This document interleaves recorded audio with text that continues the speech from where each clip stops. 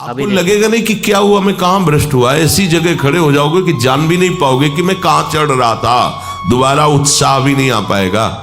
अभी बच्चा ना तो लोक को जानता है, ना परलोक को जानता है, ना हित को जानता है, ना अहित को जानता है। अभी उसका ब्रह्मचर्य किसी काम लायक नहीं हुआ और वो उतर गया व्यभिचार में। क्या होगा उसका जीवन। अगर आप वाणी में संयम में रहते हैं ना, वो और भजन करते हैं और सत्य बोलते हैं, तो आप जो बोलेंगे वही होगा।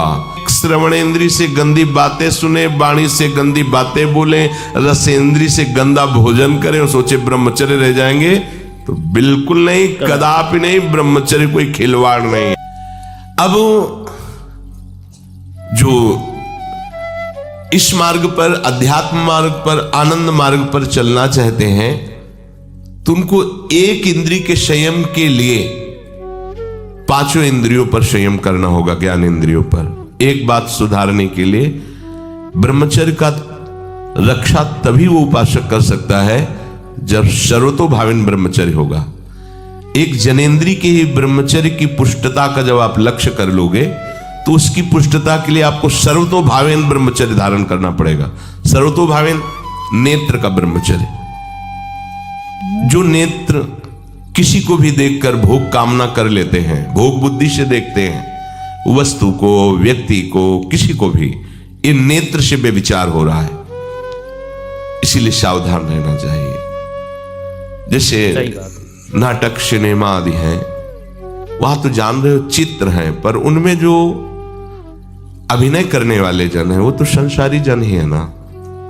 उनका पहनावा, ओढ़ावा, हाव भाव, अंग प्रत्यंग, अगर आप भगवत भाव से युक्त है तो संपूर्ण सृष्टि में कहीं भी दृष्टि जाए अपने प्रभु की भावना होती है। पर वहां तक पहुंचने के लिए आपको ये त्यागना होगा ना। आप किसी का अनुकरण न करें, आप अपनी स्थिति को देखें। अगर आप किसी का अनुकरण करते हैं कि हमने उनको देखा है, वो टीवी देख रहे हैं, तो टीवी में क्या देख रहे हैं, कहां स्थिति है, हमें क्या पता।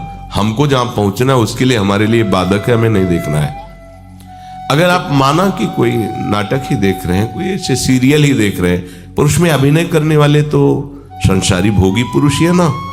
आप कोई त्यागी जितेंद्री महात्मा को थोड़ी देख रहे हैं। तो उस देखने में तन्मयता आती है। जिसको हम देखते हैं उस पर हम आसक्त होते हैं, तभी तो उसका सुख दुख अनुभव होता है। देखो कोई ऐसी रोने वाली सीन आए तो रोना आ जाएगा, हंसने वाली आ जाए तो हंसना आ जाएगा, ऐसे तो उसका प्रभाव हम पर पड़ रहा है ना। तो हम किसी के अभिनय करने वाले के अंग प्रत्यंग को देख रहे हैं और वो कामुक होकर कोई काम चेष्टा कर रहा है, या कोई ऐसा, वो सारा का सारा मन कवर कर रहा है आपका। और एकांत होते ही फिर जो मन अपना मनमानी करवाएगा, आप नहीं सह पाएंगे। इसलिए नेत्र का ब्रह्मचर्य सबसे पहले शुरू कीजिए। आपको वो चीज नहीं देखनी, वो बात नहीं पढ़नी, वो दृश्य नहीं। श्रीमद् भागवत में वर्णन है, कोई पशु पक्षी भी मैथुन कर रहा हो, अचानक दृष्टि गई तो मानसिक प्रणाम करके दोबारा दृष्टि नहीं जानी चाहिए। इसीलिए लिखा है कि आप एक धनुष भूमि को देखकर, एक धनुष, इसमें किसी की हानि नहीं होगी, आपकी भी हानि नहीं होगी। आप एक धनुष भूमि देख करके ही चलिए। मतलब बहुत लंबी दूरी देखने की जरूरत नहीं है, बहुत दृष्टि उठा करके इधर उधर गर्दन हिलाने की जरूरत नहीं है। और जैसे कि कोई टक्कर मार सकता है, तो देखो जिनको प्रारब्धानुसार टक्कर लगनी होती है ना, वो चाहे जितनी सावधानी से चलो, वो प्रारब्ध आकर के दंड देता है। अन्यथा बिल्कुल सही, सीम की चाप सके को तासु, बड़ रखवार रमापति जासु। आप जा रहे हो भगवत चिंतन करते हुए, तो प्रभु का नाम आपका पहरेदार अंग रक्षक है, कोई बाल भी बांका नहीं कर सकता। आपका प्रारब्ध यदि आया है, प्रभु से पास हो गया है कि आपको ये दंड मिलना चाहिए, फिर मिलेगा। आप निश्चिंत रहिए, निर्भय रहिए। प्रभु का जो विधान है वो मंगल करने वाला है। देखो इतने बड़े महापुरुष पूज्य श्री राधा बाबा, श्री आद्याशक्ति भगवती की प्रसन्नता की आराधना कर रहे हैं, क्योंकि श्री कृष्ण हमारे पति हो, इस सिद्धांत की पुष्टता के लिए। और पैर फिसल जाता है, स्नान करने जाते हैं, खड़ाऊ पहने हुए थे और अंग टूट जाता है, दवा नहीं लेते, बांस की खिपचाल बांधकर पुनः अनुष्ठान में बैठते हैं, बलिहारी ऐसी सामर्थ्य की, ये भागवतिक प्रारब्ध ऐसे महापुरुषों को भी दंड दे देता है। देखो ना, ऐसे महापुरुष जो ऐसी ऊंचाई पर पहुंचे हैं और इतने भागवत भजन में नियम निष्ठ है, उनको भी प्रारब्ध दंड दे रहा है शरीर को। तो अपने को इससे निश्चिंत हो जाना है। जो होना है उसे रोक नहीं सकते, जो नहीं होना उसे कोई कर नहीं सकता। अपने आराध्य देव के चिंतन में ज्यादा नेत्रों को इधर उधर दौड़ाने की जरूरत नहीं है। नेत्र का ब्रह्मचर्य, फिर वाणी का ब्रह्मचर्य, बहुत बड़ा प्रभाव पड़ता है इससे। यदि आप जवान से अश्लील बातें, गंदी बातें, कामुक बातें करेंगे तो आप ब्रह्मचर्य रह ही नहीं सकते। अगर आप वाणी से परस्पर शरीर आकर्षण वाली बातें करेंगे, उसको देखा तुमने क्या, बस आप गए। चाहे वो स्त्री शरीरधारी साधक हो या पुरुष शरीरधारी, परस्पर आकर्षण संबंधी यदि वाणी खुली आपकी, तो वाणी के व्यभिचार से आपका जनेंद्री का व्यभिचार प्रारंभ हो जाएगा। आप रोक नहीं सकते, नहीं रोक सकते। इसलिए वाणी से भी कोई ऐसी वार्ता ना कीजिए जिससे आपके अंदर काम वेदना बढ़े। श्रवणेंद्री का, कान से गंदी बातें, व्यभिचार की बातें, कामुक बातें सुनना जिससे हमारे हृदय में कामना जग जाए, बिल्कुल नहीं। भले वो किसी को लेकर टीका टिप्पणी की जा रही हो, देखो वो साधक है, उसको हमने देखा वहां ऐसे देख रहा था, वैसे कर रहा था, वो तो आपको समझ में आ रहा है कि किसी साधक की बात कर रहे हैं, वो तुम्हारे नाश के लिए उपाय कर रहे हैं जो आपको ऐसी बात बता रहे हैं। क्यों? क्योंकि आप भी तो साधक हैं। श्रवणेंद्री का व्यभिचार हो रहा है। आराध्य देव के सिवा और कोई बात कान से सुनना उसे व्यभिचार कहते हैं। इसलिए महाप्रभु कहते श्रवण फूटो जो अन सुनो। ऐसा हमारा अगर कान कुछ और सुने तो फूट जाए, नेत्र कुछ और देखें तो ये नेत्र नष्ट हो जाए, वाणी कुछ और बोले तो मुख हो जाए। हमारी श्रवणेंद्री का व्यभिचार नहीं होना चाहिए। धर्म की बात, अपने आराध्य देव की बात, शास्त्र सम्मत बात हम श्रवण करें। अन्यथा अगर कोई ऐसा मित्र है या हमारा साथ में रहने वाला है, कोई किसी भी साधक की को लेकर बात कर रहा है, तो भी हमें कान में उंगली डाले नहीं। हम कोई ईश्वर थोड़ी कि हम किसी को संभाल लेंगे, हम अपने को नहीं संभाल पा रहे। हमारे सामने किसी की बात मत करो, ऐसी करना है तो प्रभु की चर्चा करो, अन्यथा मत करो। तो अगर आप श्रवणेंद्री का ब्रह्मचर्य, वाकेंद्री का ब्रह्मचर्य, नेत्रेंद्री का ब्रह्मचर्य और त्वगेंद्री का ब्रह्मचर्य, अनावश्यक किसी को स्पर्श मत करो। परस्पर विरोधी शरीर को तो भूल कर मत करो। विरोधी शरीर जैसे हमारा पुरुष शरीर है, सामने स्त्री शरीर है, तो किसी भी तरह से सेवा के लिए संकेत करना या किसी भी सेवा के लेन देन में बचाव पक्ष में रहो। यहां रख दीजिए सामान, फिर आप उठा लीजिए। सीधे हाथ में सामान लेना नहीं, सीधे हाथ में सामान देना नहीं, जमीन में रख दीजिए। बहुत पवित्र है तो आप कुर्सी पे जो भी आसन उसका हाथ में लेने का नहीं। परस्पर विरोधी भाव वाले शरीरों का स्पर्श बिल्कुल निषेध है, किसी भी कारण से न किया जाए। मान लीजिएगा ये बहुत मतलब आवश्यक है, यदि आप इसमें चूक कर गए तो धीरे धीरे आप फिसल के वहीं खड़े हो जाएंगे जहां से चढ़ना मुश्किल है। किसी भी साधिका को, किसी भी साधक को परस्पर लेन देन हाथ में नहीं करना चाहिए। मानो हमारी बात, आपको माला देनी, चौकी पे विराजमान करो, हम उठा लेंगे। हमें कोई सामग्री, ये सामान रखिए, आप उठा लीजिएगा। कभी भी कोई भी परस्पर मुस्कुराहट, बातचीत, ऐसे कोई इशारे यदि दिखाई दे तो आप बचो और उसको बचाओ। साधक है, साधिका है, उससे गलती हो सकती है, आपसे भी गलती हो सकती है। आप सत्संग सुनते हैं, आपको लगा कि इसकी मुस्कुराहट, इसकी कुछ चेष्टा ऐसी दिखाई दे रही है जो हमारे अंदर कामुकता पैदा कर सकती है, उसको भी बचाओ और स्वयं बचो, तो भगवान आप पर प्रसन्न हो जाएंगे। वो देख रहे हैं अंदर की बात। साधक को बहुत सावधान रहने की आवश्यकता। ये इसको खिलवाड़ मत समझो, इसीलिए कह रहे हैं ये अध्यात्म है, ये परमार्थ है। आपको लगेगा नहीं कि क्या हुआ, मैं कहां भ्रष्ट हुआ, ऐसी जगह खड़े हो जाओगे कि जान भी नहीं पाओगे कि मैं कहां चढ़ रहा था, दोबारा उत्साह भी नहीं आ पाएगा। बात अच्छे से समझ लीजिए। तो हमारी त्वगेंद्री का व्यभिचार न होने पावे, सहसा किसी का इस पर, किसी की भी अगर सेवा करने का सौभाग्य मिले, फिर उसमें ये प्रश्न नहीं उठता। अगर कोई गिरा पड़ा है, भला ऐसी स्थिति में कि मुझे अत्यंत आवश्यक है उसे उठाना, अगर नहीं उठाते तो वो कष्ट पा रहा, अचानक कोई गिर जाए, फिर हम ये नहीं देखेंगे, फिर ये हम सूत्र नहीं स्वीकार करेंगे कि अब हम तो ब्रह्मचारी हैं, अब हम खड़े खड़े देख, नहीं, उसको अत्यंत आवश्यकता है हमारी। अब उस समय हम भूल गए अपने आप को और उसको उठा करके अगर हमें अस्पताल ले जाना, अस्पताल ले जाएंगे, जरूरत है हम उसकी सेवा करेंगे। सावधान, वो भगवत भाव से की हुई सेवा तुम्हारे अंदर आध्यात्मिक शक्ति पैदा करेगी, काम भावना नहीं पैदा करेगी। हमारी माँ बीमार हो और हमें उसे पता चला कि शौच कर दिया है, हमें शौचाना पड़े, हमें उसका मल धोना पड़े, तो क्या हमें काम जागृत हो जाएगा? क्या मेरी माँ है? नहीं। हमारी बुद्धि कभी ऐसी नहीं होगी। आपका पिता है, आप लड़की हो, कोई दूसरा रह नहीं गया और वो बीमार है, आपको ऐसी क्या काम जागृत हो जाएगा? क्या अगर ऐसी सेवा में काम जागृत होता तो कोई नर्स ही अस्पताल में नहीं होती।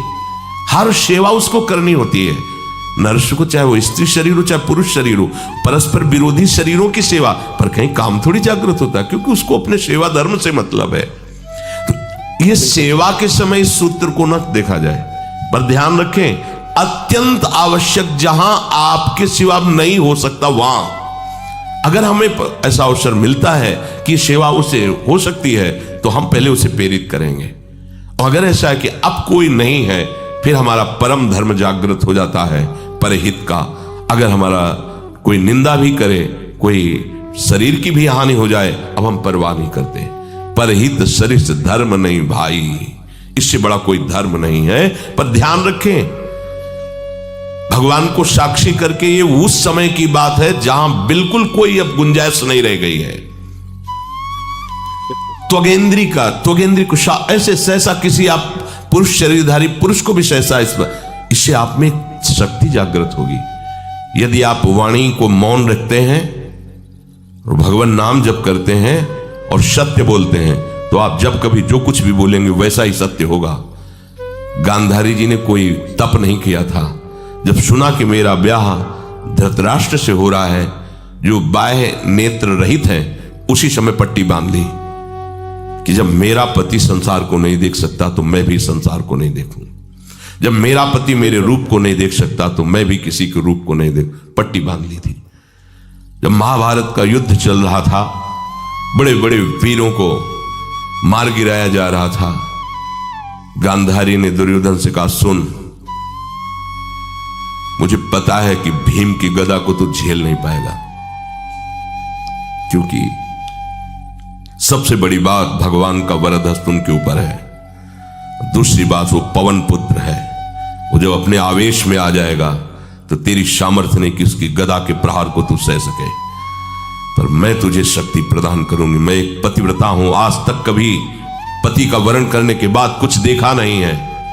मैं अपने नेत्रों की पट्टी खोलूंगी, तू नग्न होकर मेरे सामने आ जाना। मेरी दृष्टि पड़ते ही वज्र का शरीर तेरा हो जाएगा। किसी के सामर्थ्य नहीं कि तेरे उस अंगों को तोड़ सके। सही बात। भगवान सब कुछ जानने वाले हैं। भगवान भक्त पक्षपाती होते, भगवान का स्वभाव भक्त का पक्षपात लेना होता है।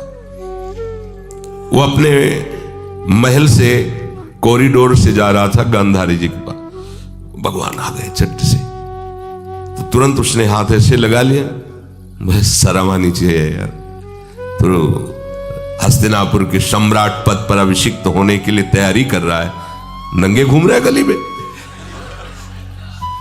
उसने कहा, गली में नहीं, मां के सामने जा रहा है।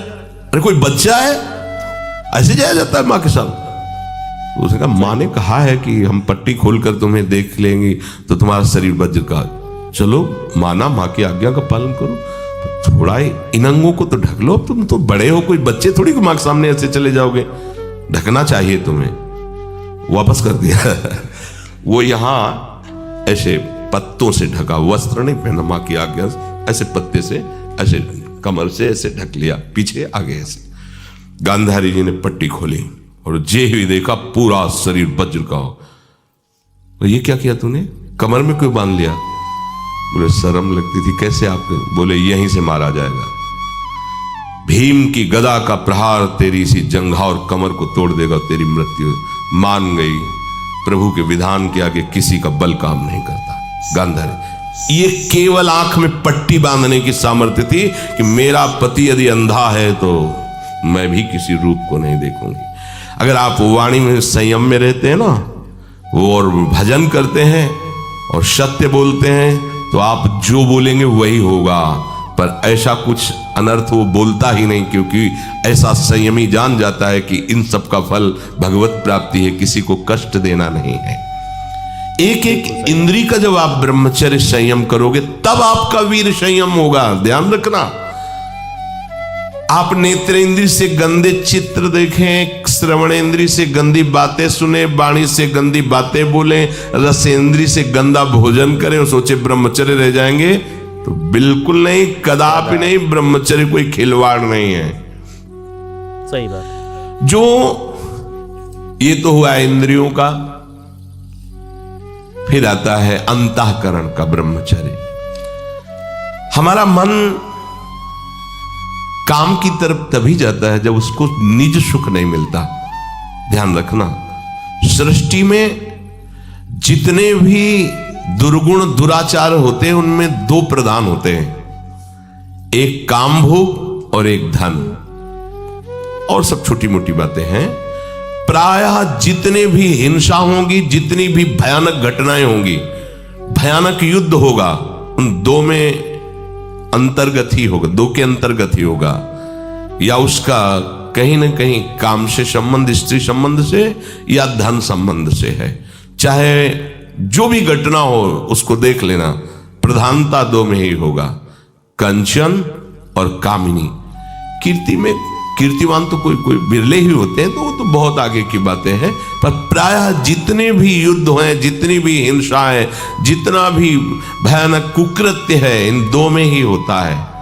उपासक को ये बात समझनी चाहिए, मन को समझाना चाहिए, सच्ची मानी। सही बात है। मतलब वाणी में शब्द नहीं होता इन बातों को बताने का, यदि कहीं मन को समझाना चाहिए। देखो, अपने लोग उपासक हैं, हम जहां जहां आसक्त हो रहे हैं उसमें हमारे मन का केवल भ्रम है। शरीर के द्वारों में कहीं सुख है, घृणित द्वारों में कहीं सुख है। अगर सुख होता तो इनके भोगने के बाद हृदय कह देता कि अब कछुनाथ न चाहिए मोरे, शांत हो जाता। फिर ऐसा क्यों होता है कि उसको एक जगह तृप्ति नहीं होती, क्योंकि वहां सुख है नहीं। फिर सोचता है शायद उसमें हो, उसमें हो, उसमें हो। पूरे के पूरे युग के युग व्यतीत हो गए, कल्प के कल्प व्यतीत हो गए भोगते हुए, क्या सुख मिला? क्या स्त्री शरीर सोचता है पुरुष शरीर में सुख है, पुरुष शरीर सोचता है स्त्री शरीर में सुख है, या आदि आदि। अगर सुख होता तो पूरे ब्रह्मांड में पशु पक्षी कीड़ा मकोड़ा सब मैथुन धर्म से युक्त हैं, ये सब सुखी हो जाते हैं ना। जो जितना भोगा सकते उतना ही दुखी, देख लो, अशांत, क्लिष्ट, परेशान और पापाचरण युक्त। ये क्या है? मन को समझाइए। वैरागी भगवत मार्ग का पथिक मन के द्वारा ऑपरेशन करता है हर वस्तु का। ये सब,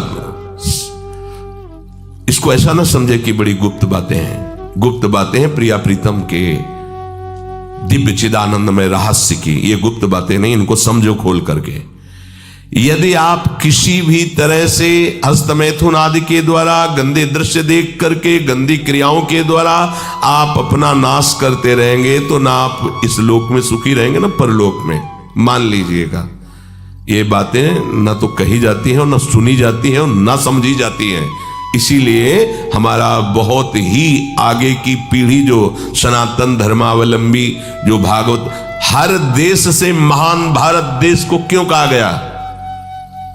ऐसा भी है कि अन्य देश स्वीकार किया जाता है कि वो हमसे धनी है, स्वीकार किया जाता है कि वैज्ञानिक तत्वों में भी वो हमसे आगे हैं, पर भारत को महान धर्मशाली देश कहा गया है। कोई भी किसी भी देश का धर्म गुरु हो, हमारे देश में आएगा और हमारी ऋषियों के सूत्रों से ही अपने धर्म को पुष्ट करेगा। साप का मूल जड़ भारत धर्म का है। कहीं भी हो, कहीं भी देख लो, चाहे जिस देश का नाम लो, कहीं ना कहीं किसी भारत के ब्रह्म ऋषि की छाप लेकर के डोल रहा है। भारत भोग प्रधान देश नहीं है, भारत धर्म प्रधान देश है। यहाँ धर्म गुरुओं के द्वारा धर्म स्थापना करके चलाया जाता है। यहाँ आज जो हम समझ रहे हैं कि बाहरी परिपाटी हमारे भारत में आ जाए तो भारत आधुनिक और सर्वश्रेष्ठ देश माना जाएगा, कभी नहीं। भारत अपनी परिपाटी से चलता है, तब सब देशों के ऊपर राज्य करता है। किसी भी देश में न पतिव्रता मिलेगी न यति मिलेगा, ब्रह्मचर्य का कहीं नामो निशान नहीं मिलेगा, ये भारत देश में ही मिलेगा। यहाँ ब्रह्मचारी मिलेंगे, यहाँ सती मिलेंगे, यहाँ प्राणपण से धर्म का पालन करने वाले मिलेंगे। अब हमारे जो नई पीढ़ी है वो आधुनिकता को स्वीकार कर रही। गर्लफ्रेंड बॉयफ्रेंड कौन सा रिलेशन है, लिव इन रिलेशन, ये हमारे कहीं किसी भी धर्म ग्रंथ में लिखा हो तो आप बता दीजिए। बाल्यावस्था से आज तक जितने भी धर्म ग्रंथों का स्वाध्याय हुआ कहीं भी लिखा हो तो ये बोलो सर्वनाश का स्वरूप है कि नहीं है। अभी बच्चा ना तो लोक को जानता है, ना परलोक को जानता है, ना हित को जानता है, ना अहित को जानता है। अभी उसका ब्रह्मचर्य किसी काम लायक नहीं हुआ और वो उतर गया व्यभिचार में। क्या होगा उसका जीवन, क्या होगा जीवन, चाहे वो स्त्री स्वरूप में चाहे पुरुष स्वरूप में हो। क्या बिना संयम के ये पशुता के व्यवहार से किसी की ना लौकिक उन्नति होती है ना परमार्थिक उन्नति होती है। पर कौन सुनेगा, यही कहा जाएगा पुराने जमाने के शास्त्रों को केवल वर्णन कर रहे हैं, ये क्या जाने आधुनिक जमाने को। तो आधुनिक जमाने की दशा क्या और यहाँ खोल करके देखो। कोई बात नहीं, दोस्त बनाना कोई बुरी बात नहीं, इस बात को हम मानते हैं। स्त्री शरीरधारी पुरुष शरीर को मित्र बना सकता है, कोई दोष नहीं। पुरुष शरीरधारी स्त्री को मित्र बना सकता है, कोई दोष नहीं। लेकिन मित्र का क्या कर्तव्य होता है, कुपंथ निवार सुपंथ चलावा, कुमार्ग से हटा करके सुपंथ में चलाना, उसकी समस्याओं को दूर करके उसको आनंद में से युक्त करना, उसको सहयोग करना, ना कि शोषण करना। दोस्ती कहते हैं उसके दुखों को मिटा करके उसको शांति और सुख के मार्ग में ले जाना। इसीलिए ये जो आधुनिकता बढ़ रही है, ये जो खान पान गलत हो रहा है, ये जो दर्शन गलत हो रहा है, तो इस जमाने में ब्रह्मचर्य ये केवल शब्द ही लिखा मिलेगा, जीवन में नहीं मिलेगा। नए नए बच्चे व्यसन कर रहे हैं, नशा कर रहे हैं, गंदे आचरण कर रहे हैं, क्या होगा, कैसे आगे कोई समझेगा शास्त्र क्या है, धर्म क्या है, बल क्या है। आज नवयुवक 16 से 28 के बीच में कोई ऐसा नहीं दिखाई देता है जिसमें आध्यात्मिक थोड़ा भी बल हो, काम क्रोध आदि सहने की सामर्थ्य हो। अपने बूढ़े माता पिता को थप्पड़ मार रहे हैं, बूढ़े माता पिता को गाली दे रहे हैं, बूढ़े माता पिता जिन्होंने खवा पिला के इतना बड़ा, उन्हें अनाथालय भिजवाया जा रहा है, उनको छोड़ दिया जा रहा है। आप विदेश घूम रहे हैं, उनके खाने की व्यवस्था घर में नहीं। क्या है ये आज आधुनिक विद्या का ये प्रभाव है। विद्या विनयम ददाति, जो अपने वयोवृद्धों की सेवा नहीं कर सकता वो क्या विद्या पढ़ा, जो दूसरों की रक्षा नहीं कर सकता क्या विद्या पढ़ा। क्या विद्या का यही स्वरूप है दूसरे का शोषण करना, क्या विद्या का यही स्वरूप है कि शराब पीना, ड्रग्स का ये नशा करना, ये क्या विद्या सिखाती है। वो कहा जाता है आज तो आधुनिक विद्या बढ़ रही, मुझे लगता है संयम में रहना ही विद्या का वास्तविक स्वरूप है। अपने इंद्रियों को संयम में रखना, अपने को संयम में रखना, बुजुर्गों का, गुरुजनों का, शास्त्र का, भगवान का भय रखना हृदय में। ऐसा नहीं, आप तभी निर्भय हो पाओगे यदि शास्त्र का भय नहीं, भगवान का भय नहीं, धर्म का भय नहीं, तो फिर आप वहां पहुंच जाओगे जहां भय ही भय।